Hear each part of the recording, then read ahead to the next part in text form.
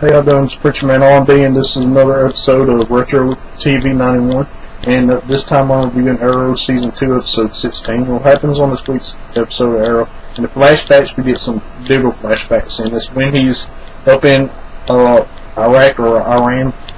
And this is when we find out how he kills the little kid that he kills while he's in the military, that we find out about in Season 1. And the reason he does this is because this little kid was trying to kill this arms dealer that Diggle was protecting, and Diggle shoots this little kid not knowing he's a little kid, and until after he's done shot him. And this is how he gets his Medal of Honor or whatever, and this is how he first meets Oliver.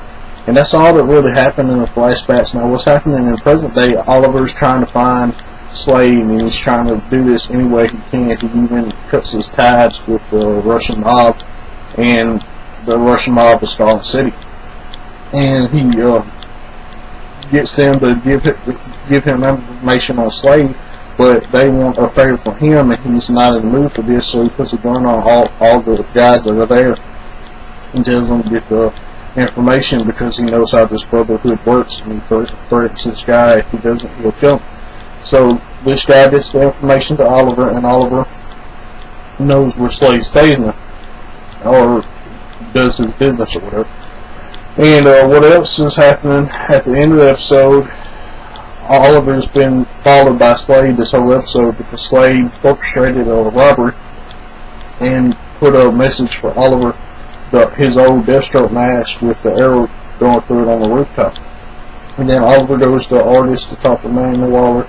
We get some backstory on Amanda Waller that at this time we didn't know about yet, but if you've seen my later season reviews, you know the backstory to that.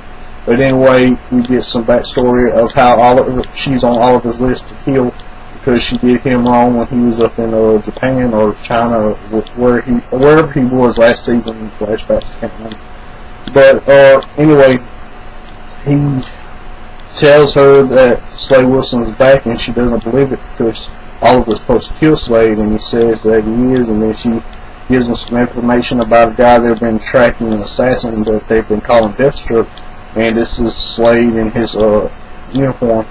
And that's all that happens with Oliver on this episode. What's happening with Diggle and Lila, the Suicide Squad is formed in this episode, and they go after the guy that Diggle saved back in Afghanistan or Iraq, wherever he was. He saved this arms dealer, and now they have to go after him because he has his hands on the nerve agent. Have to kill thousands of people. So they go to do this job, and Shrapnel tries to run away, and his headpiece gets exploded and killed, and he gets killed. And then the second part of the mission, they go to this guy's house, and Deadshot has eyes on the chemical agent, and Amanda Waller's going to blow up use Deadshot's bomb in his head as a tracker so she can blow this thing up.